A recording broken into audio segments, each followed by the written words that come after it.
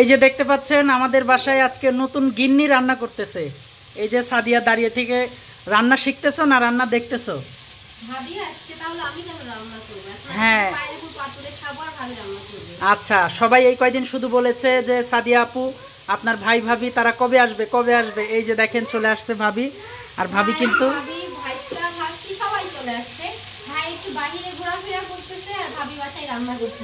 এইটাই এইটাই অনেক আগেই ভাবিদের আসার কথা ছিল, ব্যস্ততার কারণে আসতে পারে নাই, তাই আজকে চলেই আসছে আর রান্না করতে লাগাই দিছি।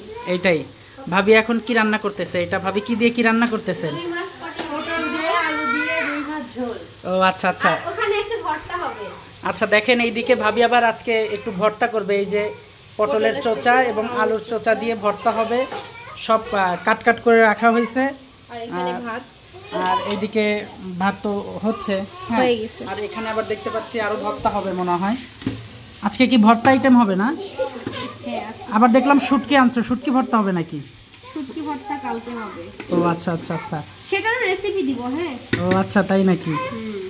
এখন থেকে যা যা করব সবকিছু ভিডিও আপলোড করা হবে। আচ্ছা, ভাবি রান্না করতেছে, আজকে ভাবির হাতে রান্না খাবো।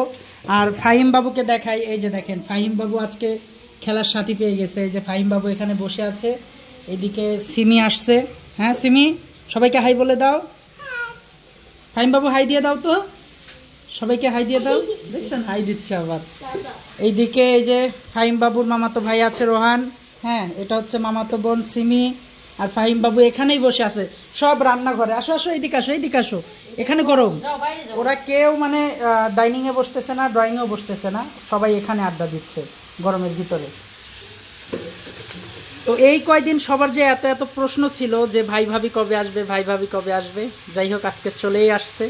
হ্যাঁ ও ভাই তো বাহিরে গেছে, ঘোরাফেরা করতেছে, একটু এলাকা দেখতেছে যে আমার বোন কোথায় থাকে, কি পরিবেশে থাকে। আর যারা যারা নতুন নতুন ভিডিও দেখতে চান তারা কিন্তু আমাদের পেজটা ফলো করে দিবেন, তাহলে কি হচ্ছে না হচ্ছে সবকিছু জানতে পারবেন। এইটাই রান্নার শব্দে কোনো কিছু শোনাই যাচ্ছে না। যাই হোক নতুন রাঁধুনি রাতে আজকে রান্না খাবো। তারপরে কালকে থেকে নতুন নতুন রেসিপি রান্না করবে, ওগুলাও শেয়ার করব সবার সাথে, তাই না? ঠিক আছে, সবাইকে তাহলে আল্লাহ হাফেজ বলে দাও।